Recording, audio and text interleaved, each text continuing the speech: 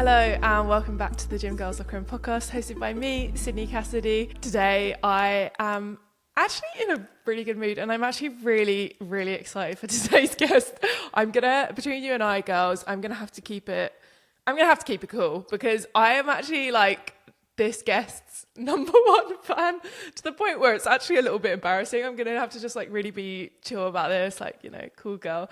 But before we get into the guest episode, I want to do Sid's Session, which is the segment we do at the start of every episode where I tell you what I've been up to with my training, because as we all know, I do a lot of things, a lot of random things, here, there, everywhere most of the time. But yeah, I am actually going to go for a run today, which is something I haven't done in a while because, well, I've been gaslighting myself into thinking I had, a stress fracture or something from my shin splints. But I actually went to the physio the other day and he told me that I'm literally not... I actually couldn't believe this at all, but he was just saying that the only thing I'm not doing and the reason why my shins are hurting when I run is because I'm not doing enough plyometrics, which is...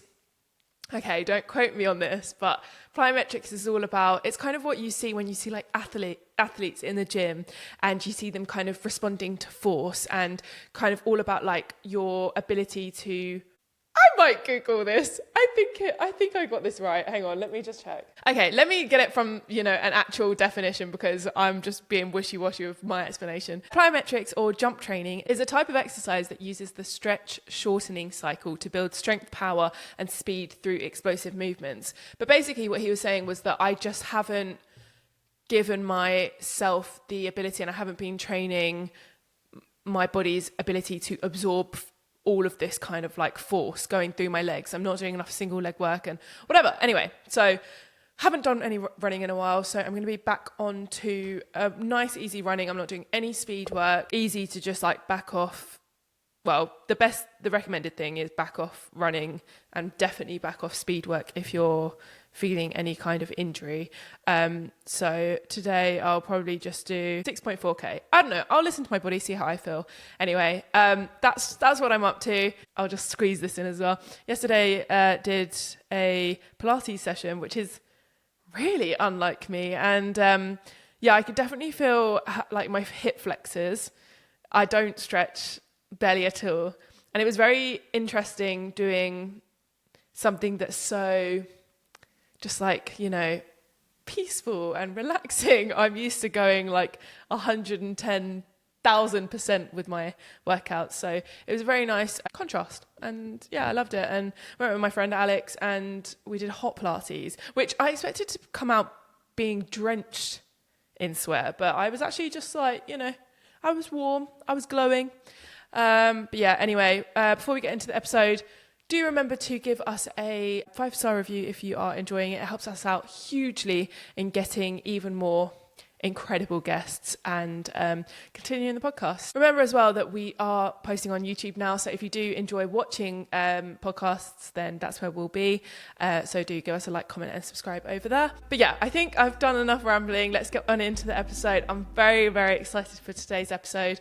Today's guest is a medical doctor and marathon runner who's passionate about helping people understand their bodies through science, but in a way that's actually fun and easy to digest. From how your pelvic floor affects your running to whether sunglasses can really make you run faster. She breaks down the science behind performance in such a relatable way, and I am personally her biggest fan. So please welcome Dr. Mimi. Hi! Hello, that's such an intro. I don't feel worthy, but thanks. No, I love doing it. Also, yeah, I was saying before you joined, I was literally like, I am gonna have to keep it cool because I love your content. Your content is so like unique and it's so refreshing and it's just so damn cool. How did you get into it? Like, how did you get into the whole social thing as well? I was getting really annoyed at social media because I feel like in my head, I was just thinking, if you're a beginner runner and you're just seeing all these people like chilling stuff and like overcomplicating things, you're just going to be so confused and you're probably going to panic and just be like, nope, running is not for me. I need to buy all this gear. I need to do all these things when honestly, to start running, you just need to like eat a lot of food and have a good pair of trainers and just get out the door. Like, and then worry about everything else like way, way, way down the line. I guess it's because everything's like also so wrapped up in being like commercialized as well that you do feel like you need all these bits and pieces. At the top of every episode, we always like to ask people, just because, what is your current workout split? Are you training for anything right now? What does a week of workouts look like for you? So I just ran Chicago Marathon. I feel like I really take recovery very seriously. So I took 2 weeks off, no running, and then I started back running like last week, very chill. I'm now getting back in the habit of running, and then like next week I'm going to start building back up the miles so I can just get ready for my next goal. But yeah, very like not doing any like back-to-back races, not doing any like, crazy things, just like respecting the recovery that comes with running a marathon. Yeah, we've been talking actually this season on other episodes a lot about recovery, because we've discussed earlier about how like the only thing you see online is obviously the stuff that like drives like likes and comments and views, and that's not really going to be for the most part you just sat at home, which is actually a huge part of the full picture. Based off of like, you know, all of your learning and that sort of thing, what are the main like things that you really like lean in on with recovery? Like, what are your absolute non-negotiables? Well, scientifically the best recovery is sleep, but let's be honest, not many people are getting much sleep. So I think when I was working shift work, it was like really hard to have a consistent bedtime and like have good sleep hygiene. But now that I'm not doing as much clinical work, I'm like, even if I am not getting the perfect sleep, I do just try to have a really good bedtime routine, just so I have that to help with the sleep.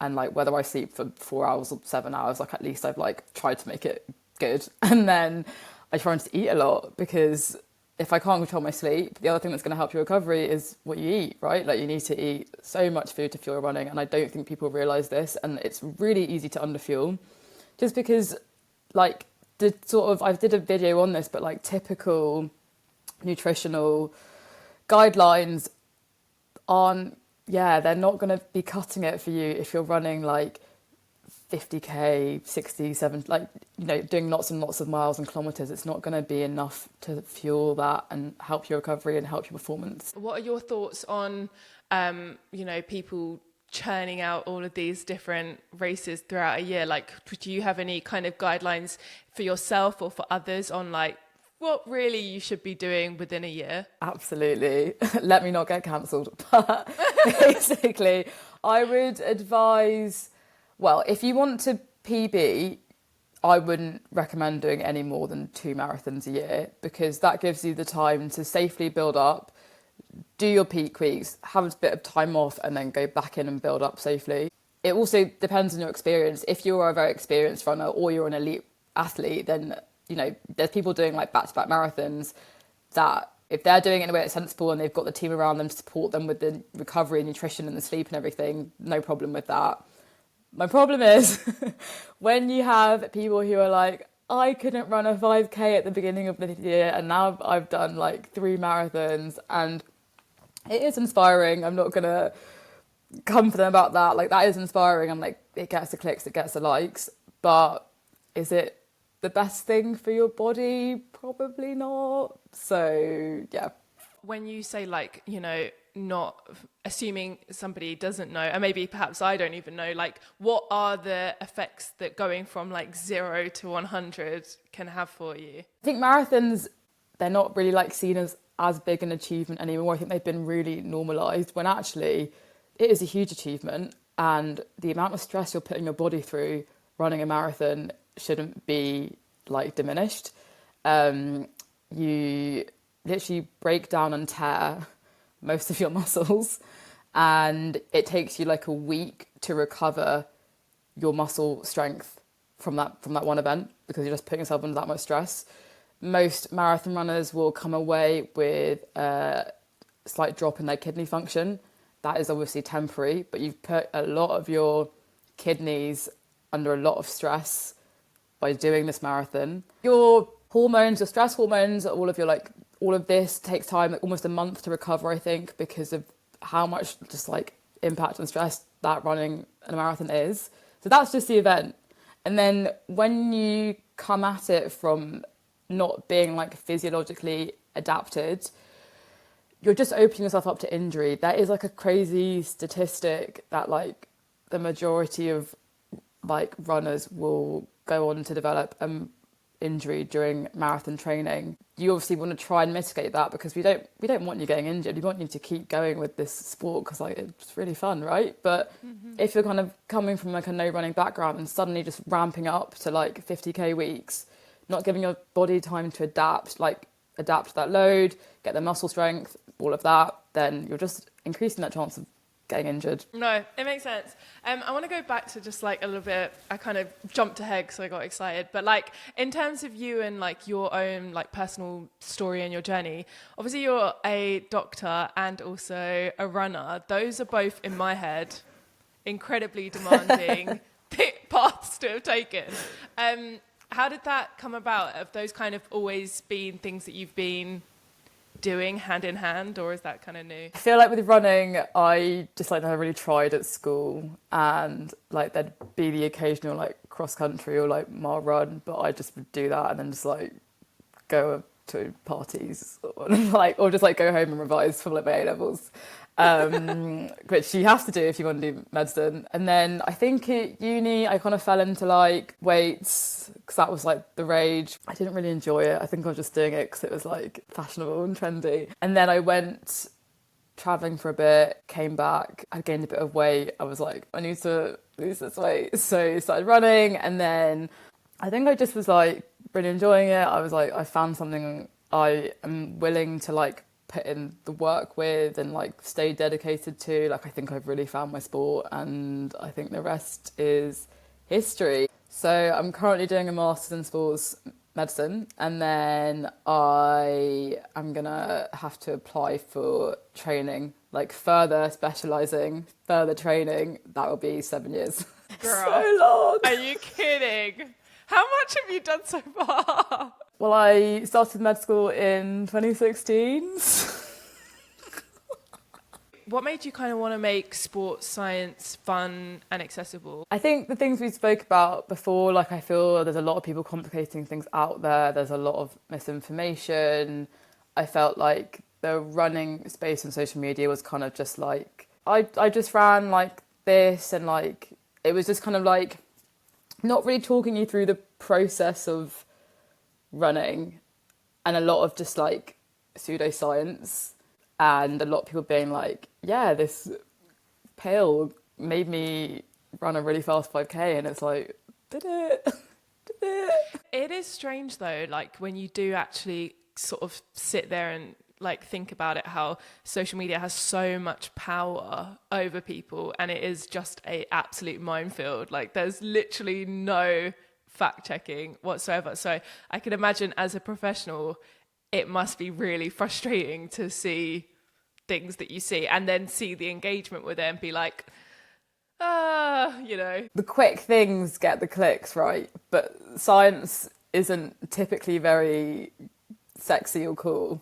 And I guess I just try and edit it so it seems sexy and cool, but like... You certainly do. You certainly do. What's one thing that you wish that like more runners, your everyday runners, understood about their own biology? Like if we were just starting from like there. A lot of it is genetic. I hate to say it. When people do like, this is how I went from like a 5-hour marathon to a 3-hour marathon or whatever. Like, yes, they will have trained for that. But even with training, there's a genetic component to that, like how trainable you are, like how resilient your muscles are, how quickly you adapt to loads. That's all, a lot of it's genetic. Your VO2 max, 60% of that is determined by genetics. I did not know that. Yeah. Wow. But that's not to discourage people. Obviously, like you can train your VO2 max up, and like you should be doing that, because we know that the better your VO2 max is, the better like chance you will have of like living a long, healthy life, right? But not to feel disheartened, I think, when you see all these people progressing, because it's likely genetics is really giving them a big helping hand, but also focusing a lot on the other things that running gives you, like the mental health benefits, the community, like the amazing races, like that is what will keep you going, especially as you age, and sometimes performance isn't going to come because you're aging and your body just can't keep up anymore. And especially if you feel like you're comparing yourself online to other people who you're like, I'm still running a 5-hour marathon, so why am I not getting up to the 3-hour mark? Like, yeah, don't be too harsh on yourself, because a lot of it is genetics. Yeah, and speaking of which, I was really fascinated. I think you're the first person I've ever heard speak about like this idea of being like a low responder to exercise. Could you explain a little bit more about that? Yeah, so if we take groups of people and we put them in like a science-based research setting, and our intervention is exercise, there will always be a small group of those people who do not respond in the way that we would expect them to. So, for example, if we had a group of runners and we gave them like a 16-week marathon plan, we would expect their VO2 max to increase, right? Because you're giving them all the right runs, you're like increasing the physiological adaptations. There will always be like a very, very small group of people in that group who we wouldn't see that expected jump in their VO2 max. That really was like, that really made me question a lot, because I was like, but everyone gets better with exercise. Like everyone can exercise, but I guess, yeah, because there are some people where I guess it just, there is that real frustration at like not improving or kind of struggling with it. You know, those people where they just really don't connect with it, and it's like, well, maybe you're one of them. just try harder. Yeah, I know. Well, what would you say for those people? Like, is it just a kind of case of connecting with like other parts of the journey, like, you know, do it because you enjoy it and focus less on like the numbers and the stats? I think, well, the actual group will always be small, so I'm not having this excuse of like, I'm a low responder to exercise. Like you might be. You might be, but also like just give yourself a chance, give it a go. I think, like you said, connecting with different parts of the journey. So thinking about the community, like running a marathon is really hard, but it is so amazing. Like that marathon days are always like one of the best, like some of my best memories have been the days I've ran marathons. So yeah, just give it a go. See where you end up.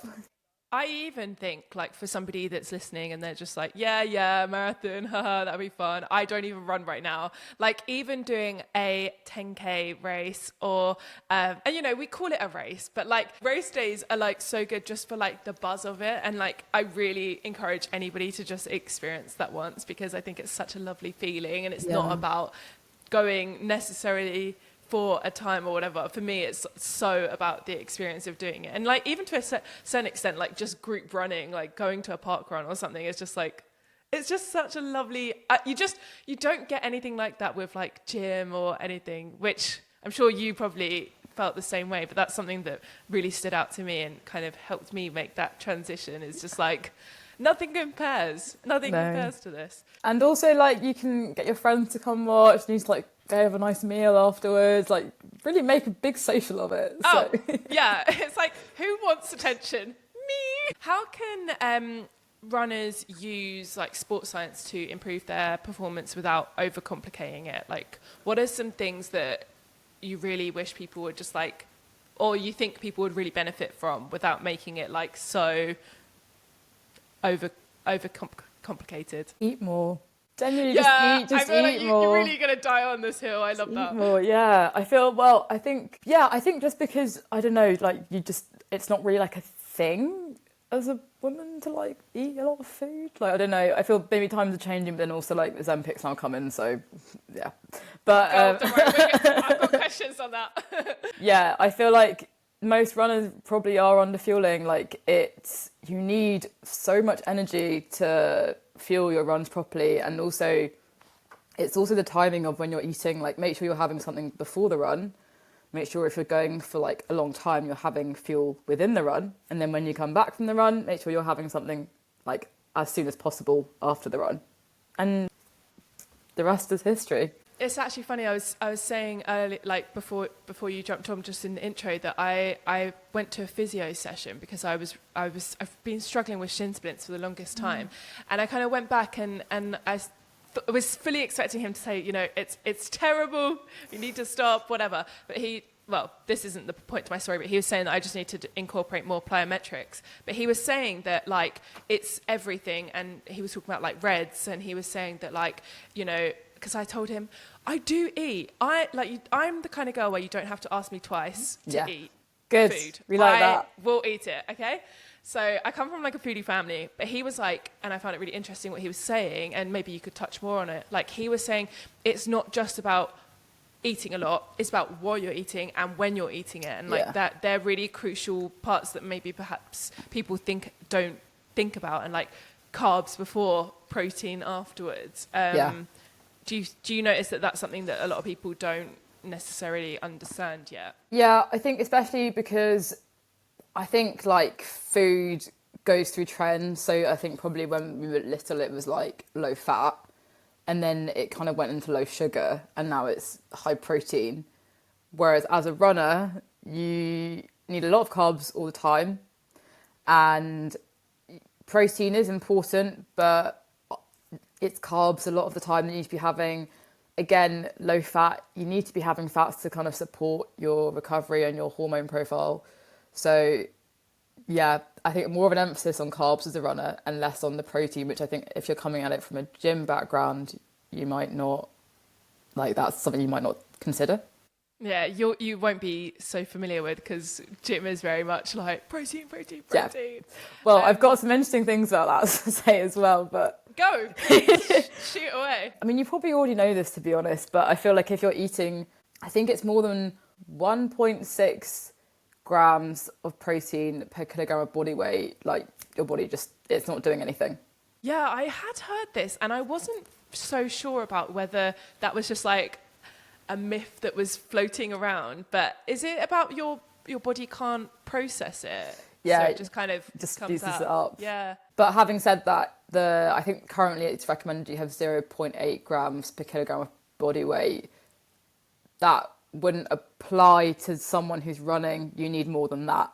So it's like you need to be hitting like a fair amount of protein, but not like anything over that isn't going to be helping you. And like with regards to like these like macronutrients and like making sure that you are eating enough carbs, like even myself listening to this, I'm like, okay, cool, but like how much? And kind of knowing how to do it in a kind of more intuitive way. Like, is that something that is possible to do, or is that something that you would advise to track? I would say, obviously it's so easy to get caught up in like the numbers of it, but I think a lot of people come to running from disordered eating patterns, and most people start it for weight loss. Like, I think if we want to encourage people to be their healthiest and happiest running selves, trying to intuitively and not focusing so much on the numbers, but just having an awareness of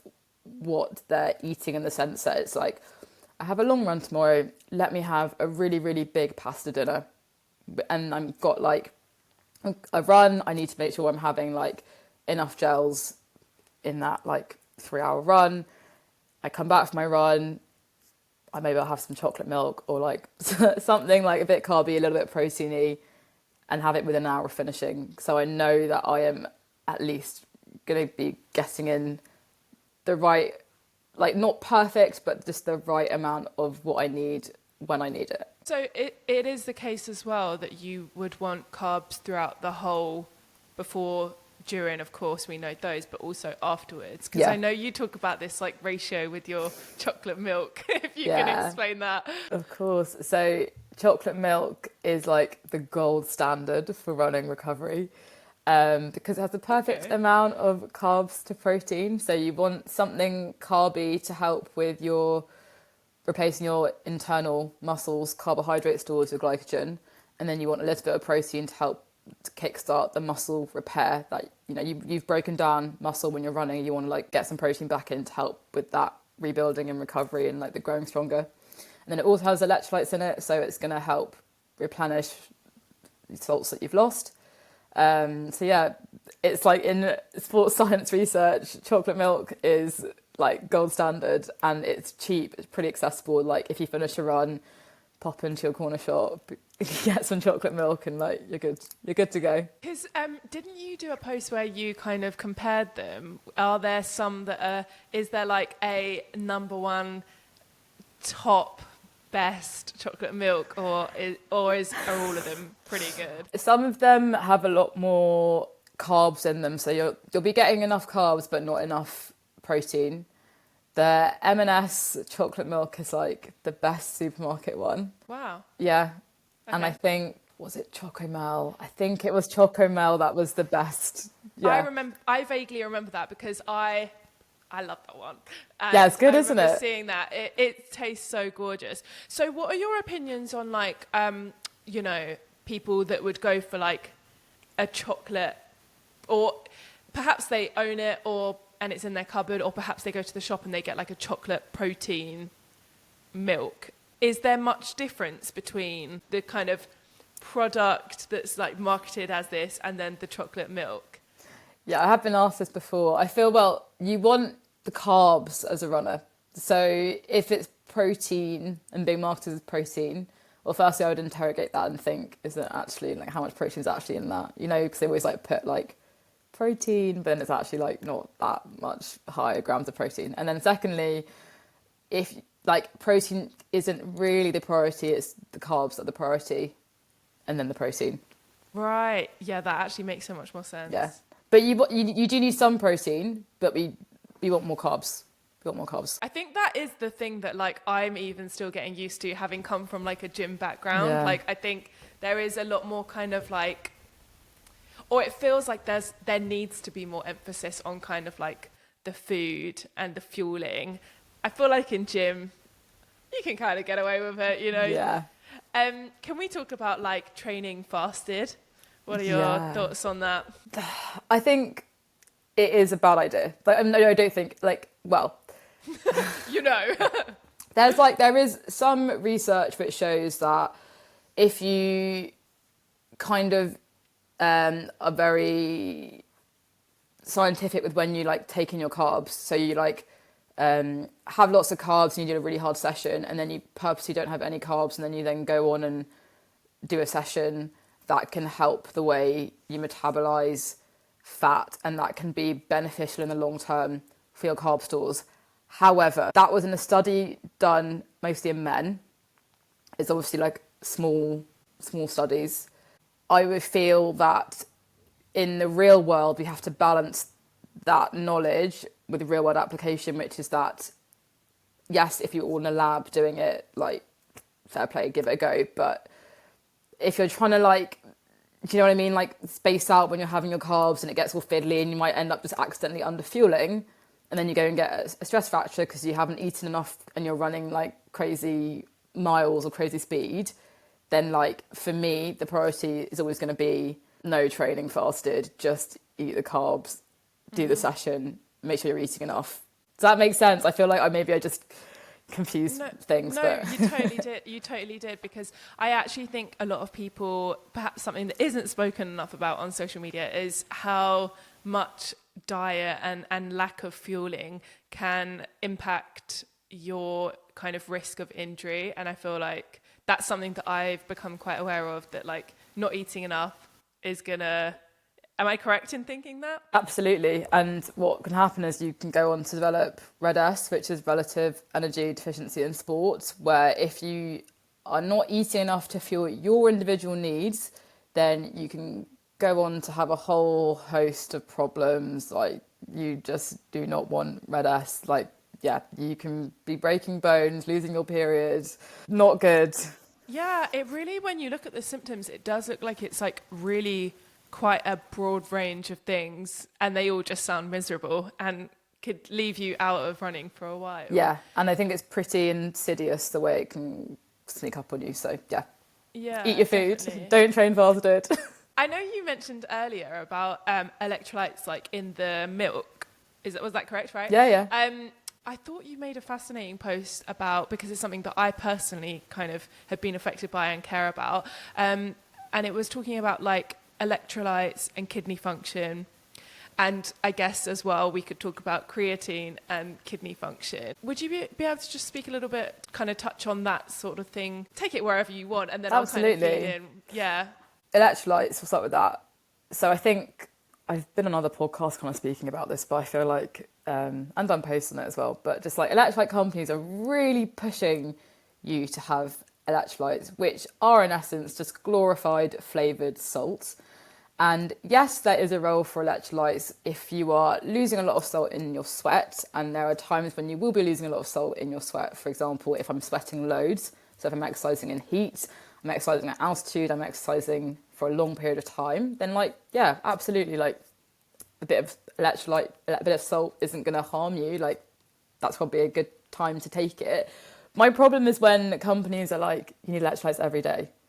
And bear in mind, most people are sat at their office desk, like doing their work or whatever. Like you don't need electrolytes for that. And I think it's dangerous in a way to assume that everyone has the same kidney function, which is what a lot of these companies are doing. Because if you are taking them at their word and having the like 4 or 5 tabs of electrolytes they recommend you to be taking, and you have reduced kidney function, you're going to struggle to like filter that all out properly, which means you're going to be retaining a lot of salt. And if you're retaining salt, you have high blood pressure.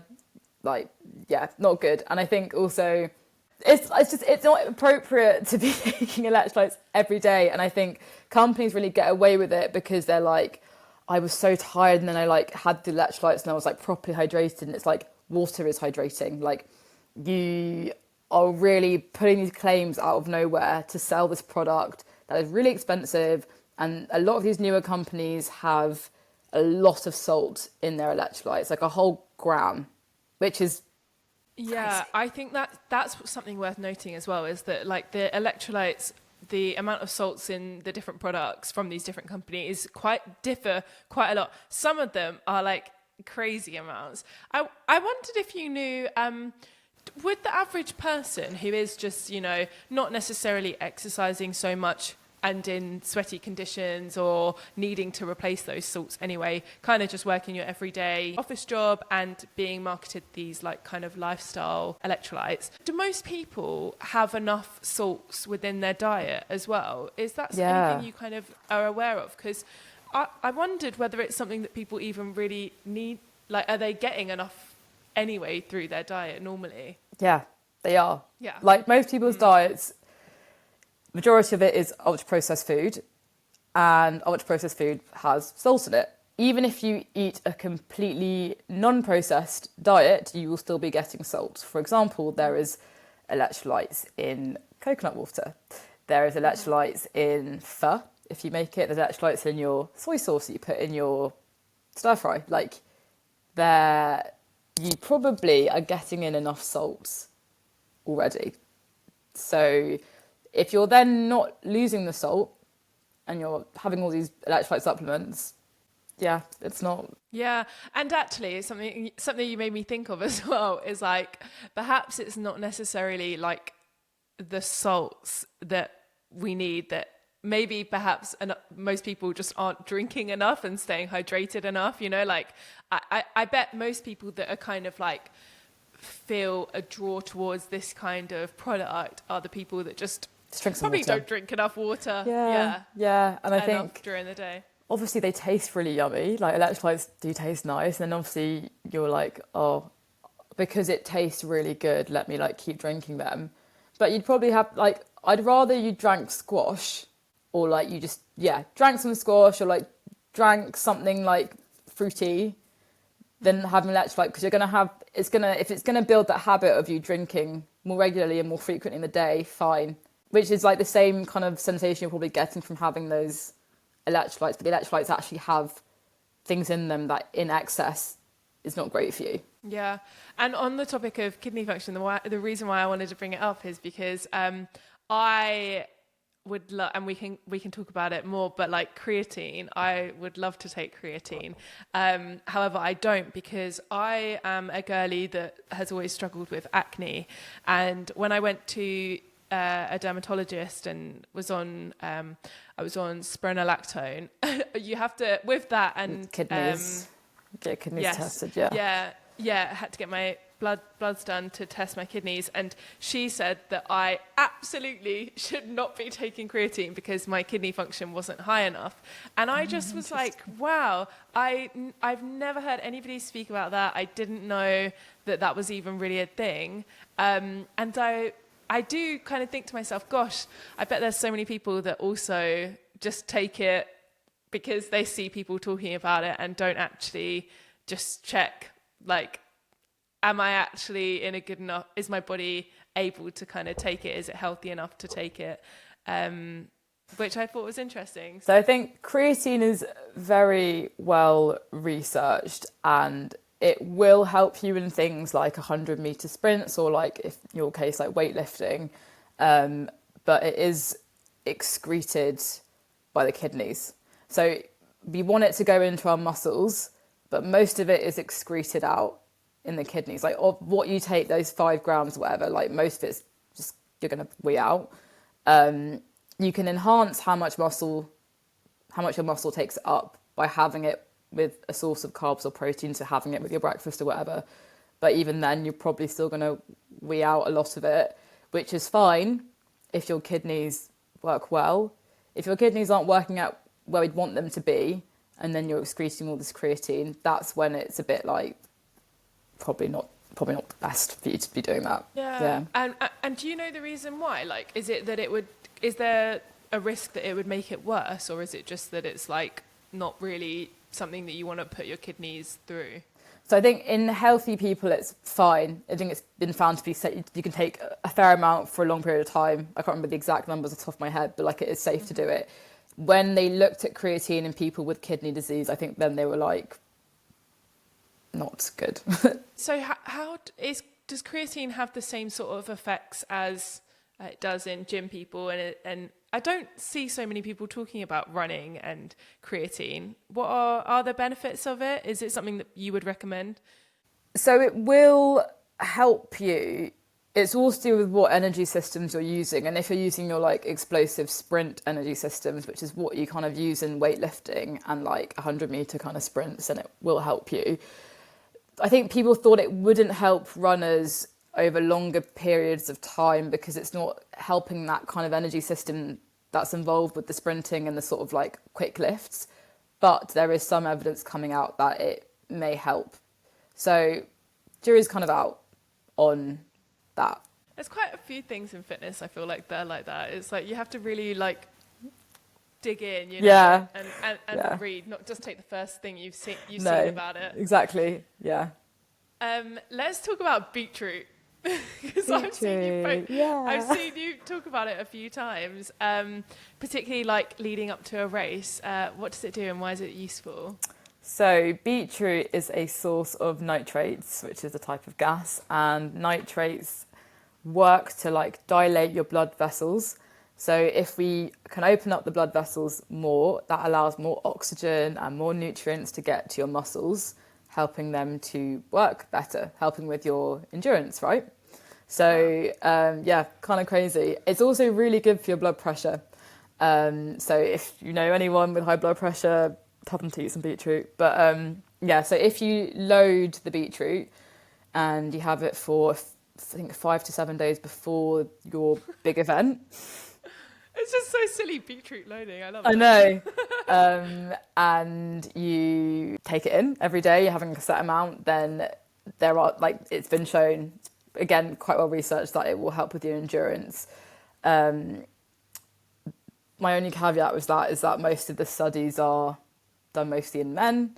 So we don't know exactly how estrogen and, you know, female hormone profiles work with beetroot, but we don't have enough evidence at the moment to sort of say it's going to harm or like do nothing. But I guess just something to be aware of, that as a woman, it may not work as well with you, but worth giving it a try. And if you're having more fruit and veg in your diet, like, I'm not going to stop you. I'm not going to stop you. It's going to help you, and, you know, antioxidants, all of that. So Yeah, it does seem like that is a real big reoccurring theme that I feel like I see a lot of, like, yeah, this study was mostly done in men, or all previous studies, majority have been, conducted on men, or, oh, these findings are more geared towards men. Is that, how do you, as a professional, and also kind of given your little niche you're in, how do you kind of navigate that in giving advice? Is it just always got to be a caveat? And Yeah, I feel like it's interesting. Sports science is a little bit of a wild west in the sense that most of the science studies are done in really small groups, and they are mostly done in men because men are better subjects, like test subjects, because they don't have that fluctuations that we do. So they're like perfect controls. And then companies will extract and extrapolate that data to general populations, which is just like, you can't do that. You can't do that. Like, if we find a study that shows like something is statistically significant in like 5 people, you can't then go and run with that with your like electrolyte or gel company and be like, it's going to work. It's going to work for everybody, right? So I think that is obviously, yeah, problematic. I think in my head, when I put out a post, I'm like, you don't want to cherry pick studies, and you want to be factual and like try and represent the truth and the scientific truth as much as possible. That's just, I think, being a good science communicator.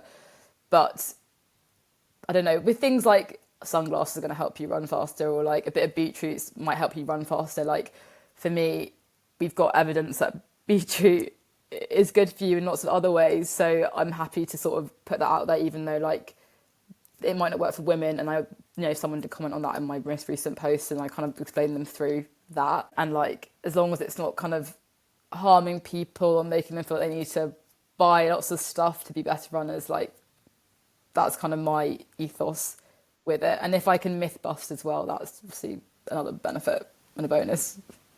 it is just, it's frustrating though, because I can imagine it's frustrating for you as well, because it's like, if you just don't have kind of like the research and the studies there for the women, then it's like, something you said earlier about like, oh, well, the men are good, easy to use, or they're used most frequently because they're the controls. It's like, yeah, but 50, like, what about the women? Yeah. What about the rest of us? It's really, it's interesting. Does it seem like there's more kind of like tides are turning towards kind of testing for women and for their needs, or sort of in this space, or not really? I'm pretty sure researchers have to include female subjects now. Like, that's now the law. But obviously, I don't know, I haven't seen loads of studies. I feel like, yeah, I'm doing my research project on carbon plated shoes, and most of the studies are done on men. There's like a couple female studies, but yeah. On the topic of like women's health and that sort of thing, was really fascinated to see you talking about contraception and how that can mask kind of signs perhaps that things are not healthy, or that you perhaps might be under fueling. That was fascinating. Could you explain a little bit more about that? Absolutely. So I think, and even I fall into this trap. So, when you take the combined oral contraceptive pill, and you stop taking your pill packet and you have a bleed, you think it's a period, right? But it's not a true period as what we would sort of medically class it as. You're having a withdrawal bleed, which is just that because you've now taken away those synthetic hormones, you're having this bleed. And I think because you're like maybe lulled into this sense of like, oh, it's a period, you may not notice that you are under fueling, because typically as a woman, if you're under fueling, it's going to show up in like a change in your cycle. So if you're still having these withdrawal bleeds, you may not notice these changes in your cycle, and you might not realise you're under fueling. Which is like, I think that's something people wouldn't even really think about, because for me, yeah, I've always kind of used, oh yeah, no, I've got a cycle as like a marker of like, I'm healthy, things are going well, like, it's okay. Speaking of which, how do hormones throughout the menstrual cycle affect training response and recovery when it comes to like running in particular? So your luteal phase, when your progesterone is higher than normal, it is a little bit harder like to regulate your temperature. So you might find it harder to like push your intervals if you're kind of overheating a little bit. And I think that like if you're running the London Marathon this year or any hot marathons during your luteal phase, like my thoughts are with Helen you. horror. Yeah, my thoughts are with you because it would have just like you wouldn't even, maybe not even notice, but like it is harder for you to regulate your internal temperature when your progesterone levels are higher.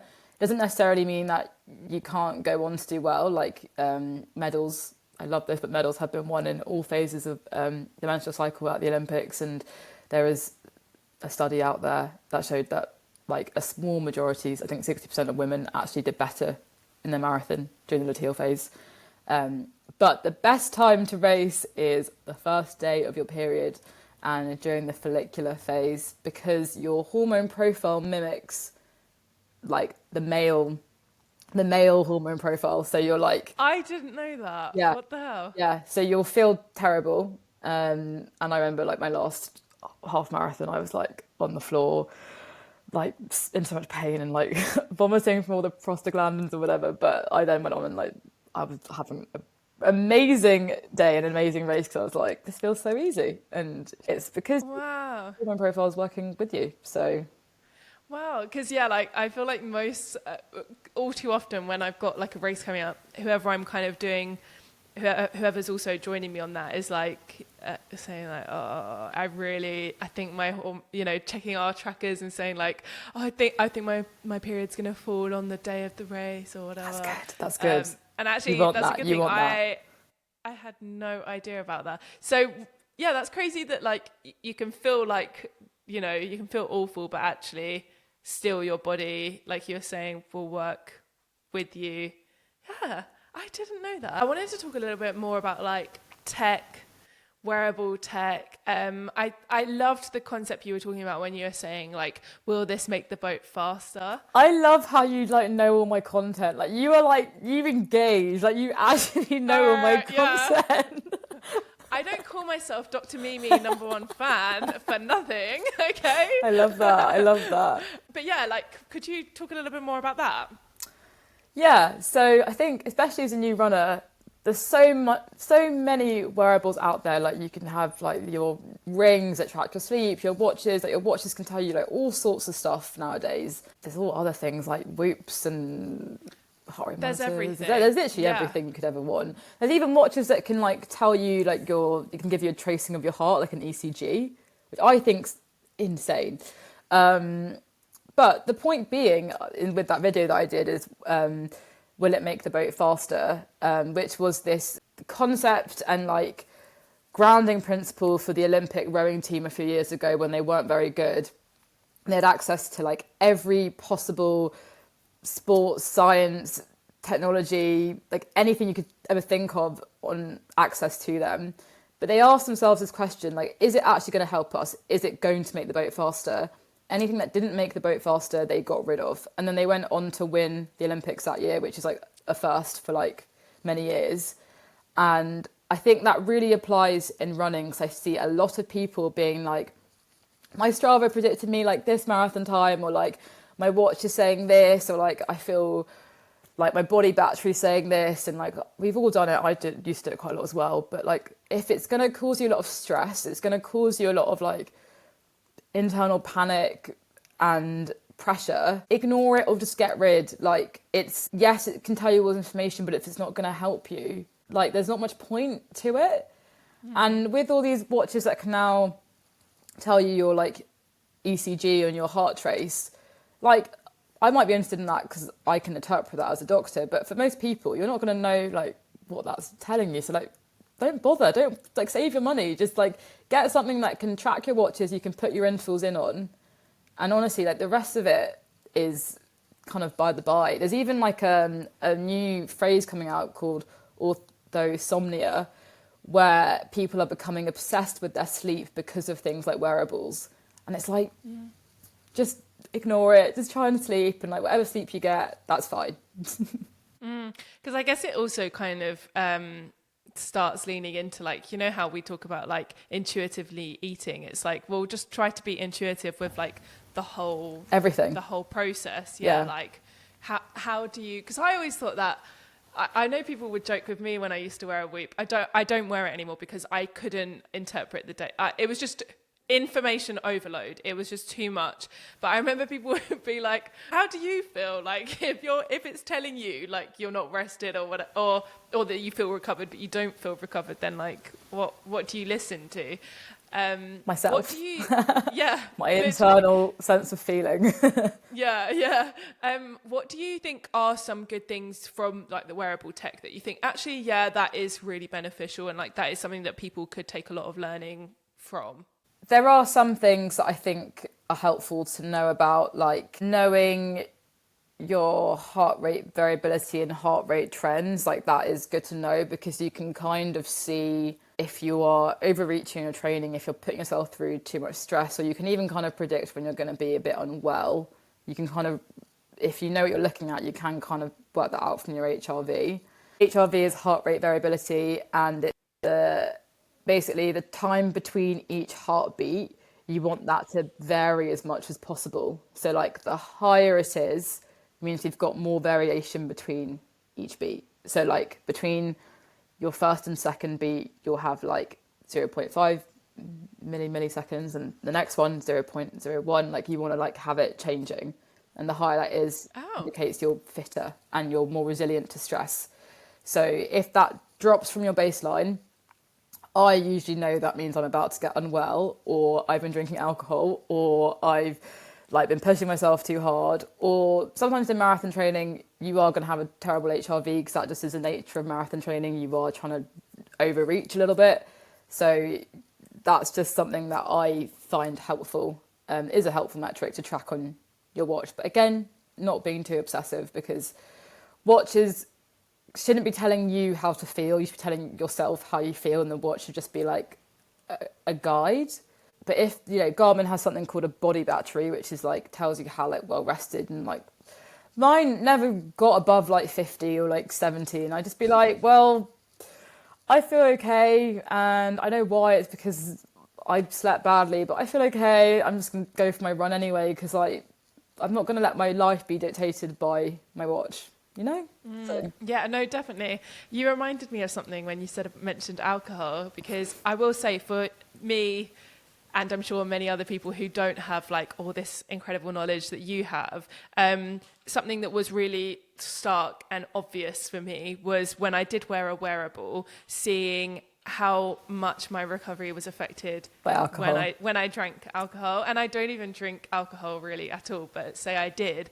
And it wouldn't even be like I've gone on a full bender. It's just like I've had like a couple of drinks. Yeah. And yet you can see that like clear as day.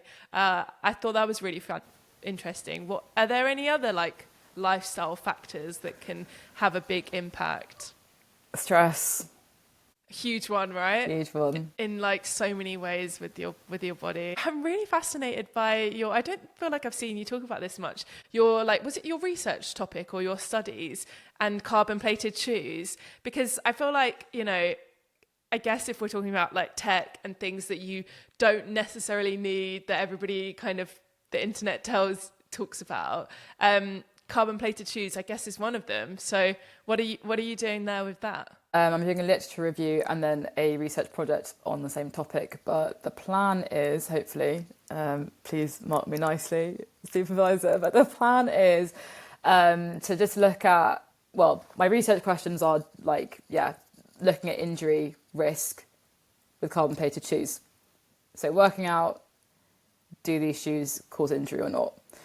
Because I have a strong feeling, based on what I've seen clinically and just by looking at the inherent nature of carbon shoes, they're unstable, right? And you're getting a lot of atypical injuries coming from them that I've seen people online speak about, and I've seen it clinically and like kind of read a bit about, but probably are due to the shoes. But obviously I need to do the research and prove that. So that's the plan. Could you explain, like, what is the science behind the carbon plated shoe? Yeah, so your normal trainer, they just put a carbon plate in between all the layers, and that just helps the foot spring forward. So it's conserving the energy in your muscles, the amount of energy you need to push off and push forward as you run. By having the carbon plate, you reduce the amount of work you need to do that kind of movement of running, which means that you save that energy. So it helps keep your kind of muscles more active and, you know, better ready to go towards the end of marathons. It also helps with your speed. So I can't remember off the top of my head, but it will help. They will help you run faster. But it's also a lot of the shoes are based on like a certain type of form. So if you kind of heel strike, where you kind of land on your heel, they might not be as effective. And you also kind of need to be going at the right speed to get the biggest benefit. But people who maybe aren't in that speed range, because of placebo effects and all of that, can still... Wow, this is what I'm thinking, because I've worn them on race days, and I'm thinking, I don't think I run for... I think it's like you have to run at the speed they say for the carbon plated shoes. I think it's like a decent pace. It's not 6 something. It's 4:30s and below, really. Yeah. Right. So I'm like, but I definitely thought the shoes made me faster. So maybe it was placebo. But I think this is the thing when people are like, yeah, you need a carbon shoe, like you need a shoe rotation. I didn't really get a shoe rotation or even touch carbon plates till I was in that range, because for me, it was a thing about injury. Like, I'd rather wear a slightly slower shoe perhaps and maybe not expose myself to injury risk. And then the second thing was also, like, they're so expensive. You can only wear them for a couple of miles before you have to throw them in the bin. It's not really, for me personally, it was never really worth it until I was getting close to those speeds, because otherwise it's just like a lot of money for something that, yeah, you can maybe get. Like, there's so many other great shoes out there that maybe will give you the speed of a carbon plate and are more durable because they don't have the carbon plate. Like, I think Saucony, their kind of version, and the Adidas ones are also like really good because they give you that kind of power and feeling of a carbon plate, but they don't degrade as quickly as a carbon plate does. So yeah, because I think that's something that's worth mentioning, because I actually only learned that myself the other day, because I was getting a gait analysis done, and I didn't realize that the reason, if I'm correct me if I'm wrong, what I understood was that the reason the carbon plated shoes are so unstable as well for your foot is because quite often they take out a chunk of the sole of the shoe. Maybe I got this completely wrong, but I thought they were saying that, especially in the Adidas, you know, the like super boat shaped Adidas shoe. some of them you're like, literally, I'm walking on high heels. Like, I feel so. You go around a corner on on a carbon plate, and you're like, yeah. oh my God. So I was trying one of those on, and it had like less. I can't even like, how do I explain it? It had a cutout in the sole, and they said that it was to save weight as well. But because of that, it meant that when I was running, I think I pronate a little bit as well, but it meant that when I was running, I was very unstable. So I obviously opted not to take that, and I went for a much more stable shoe. It's one of those things where if you have them foot and ankle strength to like counter the instability, there's nothing kind of inherently wrong with picking an unstable pair of shoes. But it's more that, yeah, if you maybe don't have that ankle and foot strength, then I would be concerned. But I'm not a physio-podiatrist, so please don't come with me in the comments if you are. And I will get my research published, hopefully, so I can, yeah. Then you can say, And I'm like, yeah, I told you so.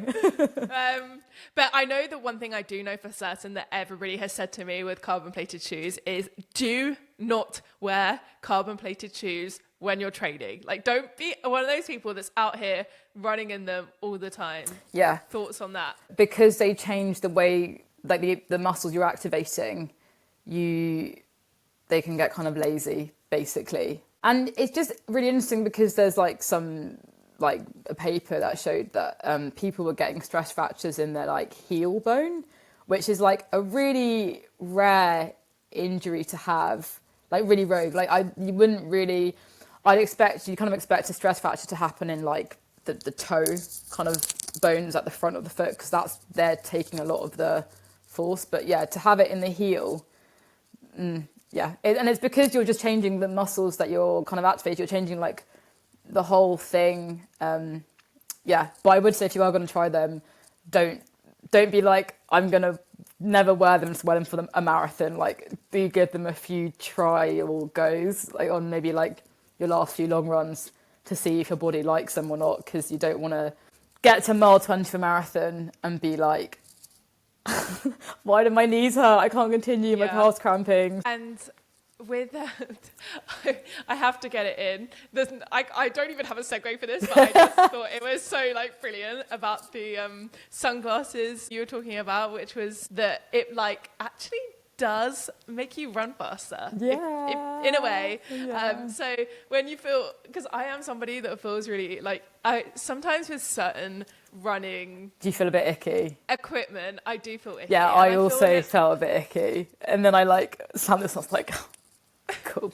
It's like, I think it's like slightly, I kind of cringe, but also I think it's also a little bit of like imposter syndrome. Like, no, I I'm agree. a beginner runner. Yeah. Why am I out here wearing these like Oakley sunglasses? And then I saw your post, and go on. What did you find? Well, firstly, on the imposter syndrome thing, I think like we all have that, so don't be ashamed at all. I remember like rocking up to like, sport. Do you ever go to Sport City in Manchester? I'd like rock up and like I literally wear like a running vest and like plug in earphones, and I'd be like, oh my god, like why am I here? But like it's fine. Like you just gotta do what you gotta do. And we all start from somewhere. We're all beginners, so try not to have the imposter syndrome and wear what you want. But yeah, I remember for a long time being like, oh my god, like who am I wearing sunglasses? But everyone should be wearing them. Well, not everyone, but there is this one paper which found that over a 5k distance, the people who wore sunglasses were a little bit faster than people who didn't wear sunglasses. And that is because they feel like when you're obviously squinting, looking at the horizon, you're like wasting energy, engaging those muscles. So if you can just relax your face because you've got sunglasses on, then they thought that could be the reason why they ran a bit quicker with the sunglasses. Brilliant.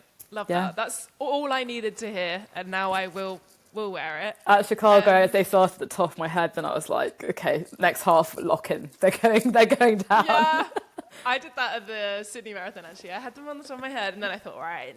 Time to lock it. Serious. Let me lock it in right now. But it does. You really do notice it, actually, that you do squint. Yeah, because I used to just relax. Be like... Yeah, totally. I don't know if anyone else agrees with me, but like I always thought like, oh, perhaps as a runner, like because you're running, like gravity might like age you more, but actually this exposure to the sun is what could age you prematurely, right? Well, I think so. Skin cancer is more prevalent in runners, and we think it's because you're just exposing yourself to sun more because you're just outside more. So always wear your sun cream.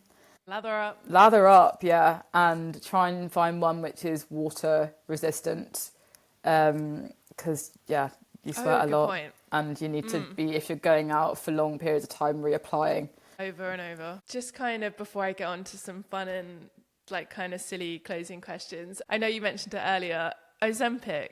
Are people really using that as a performance enhancer for running? I think probably more in America where you can get it quite easily, but also you can get it kind of easily here now as well. And we've got Serena Williams. Yeah, that's yikes. Interesting. Yeah, well, I think it all comes down to this idea that lighter equals faster, which is something that people were pushing for a while, and I think it's just not true. Like, just fuel properly and you'll see the performance gains come.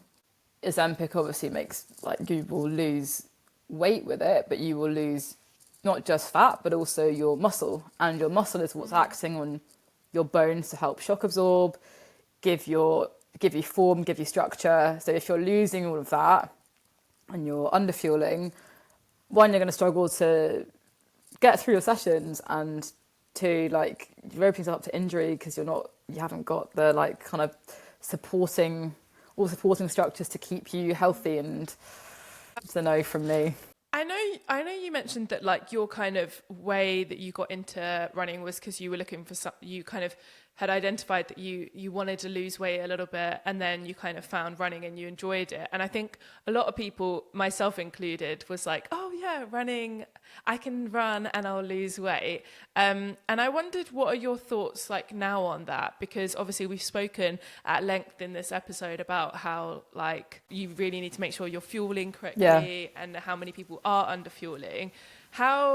What's your thoughts on how the kind of two intersect? Well, I think I probably have actually gained weight with running. And I'm not mad about it because I'm kind of slaying. Yeah, girl, of course you are.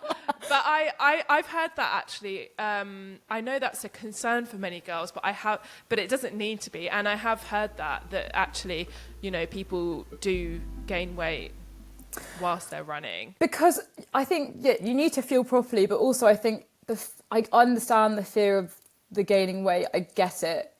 But also, I really think running teaches you to love your body, respect it, fuel it properly, and gives you discipline and drive. And your body is the least important thing about you.